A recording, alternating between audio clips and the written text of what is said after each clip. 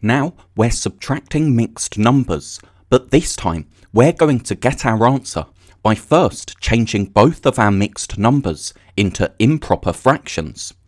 Remember, to change a mixed number into an improper fraction, we multiply the whole number by the denominator and then add the numerator.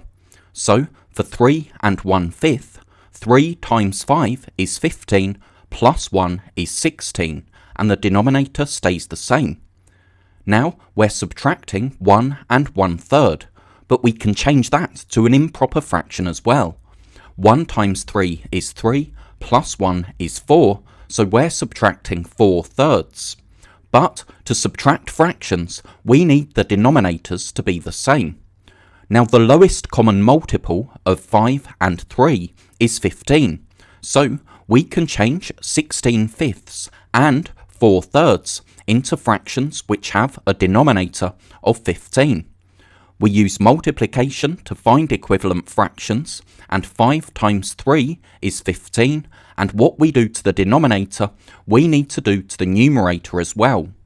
Now, for 16 times 3, you might need to use short multiplication to work it out, but that's 48.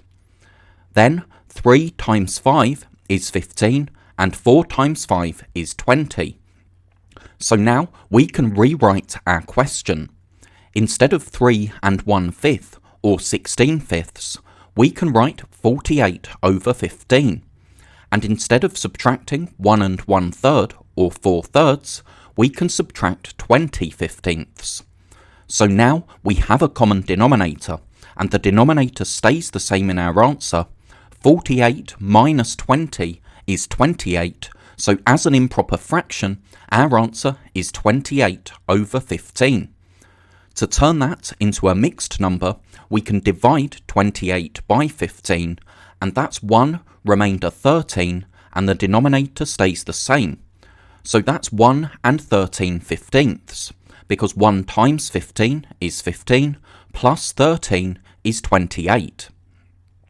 Now we have 3 3/4 minus 1 5/6. So we can change both of these mixed numbers into improper fractions. 3 times 4 is 12, plus 3 is 15, so that's 15/4, because the denominator stays the same. And now 1 times 6 is 6, plus 5 is 11, so that's 11/6. Now to subtract fractions, we need the denominators to be the same. And it's usually easiest if we use the lowest common multiple of both denominators. So 12 is the lowest common multiple of 4 and 6 because it's the lowest number that's in both times tables.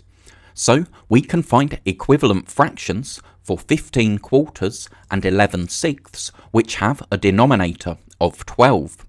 Now, we'd still get the right answer if we used any other common multiple, but if we're using 12, 4 times 3 is 12, and 15 times 3 is 45. Again, you might need short multiplication for that. Now, 6 times 2 is 12, and 11 times 2 is 22. So, we can rewrite our question again. Instead of 3 3/4, or 15/4, we can write 45/12 because that's equivalent to 15/4, and 15/4 is 3 3/4 as an improper fraction. Now, instead of subtracting 1 5/6 or 11/6, we can subtract 22/12 because that's equivalent. So now we have our common denominator, so that stays the same, and 45 minus 22 is 23. So as an improper fraction, our answer is 23 over 12. But we can turn that back into a mixed number by dividing 23 by 12. That's 1 remainder 11, and the denominator stays the same. So our answer is 1 11/12. And we can check 1 times 12 is 12, plus 11 is 23. Now let's show fraction bars to see what we were doing here.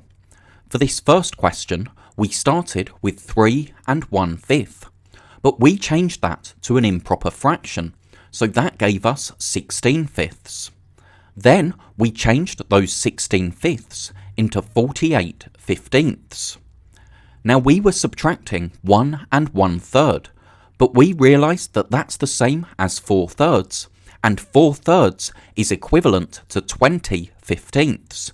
So if we take away 20 of these fifteenths, that leaves us with 28 fifteenths left in blue. But 28 fifteenths is the same as 1 and 13 fifteenths, so that's our answer. Then, for this second question, we started with 3 and 3/4. We saw that that's 15 quarters as an improper fraction, and 15 quarters is equivalent to 45 twelfths. Now, we were subtracting 1 and 5/6, so that's the same as 11 sixths, but 11 sixths is equivalent, so the same as 22 twelfths. So taking away 22 of these twelfths leaves us with 23 twelfths left in blue. But we can divide 23 by 12, that's 1 remainder 11, so our answer is 1 and 11 twelfths.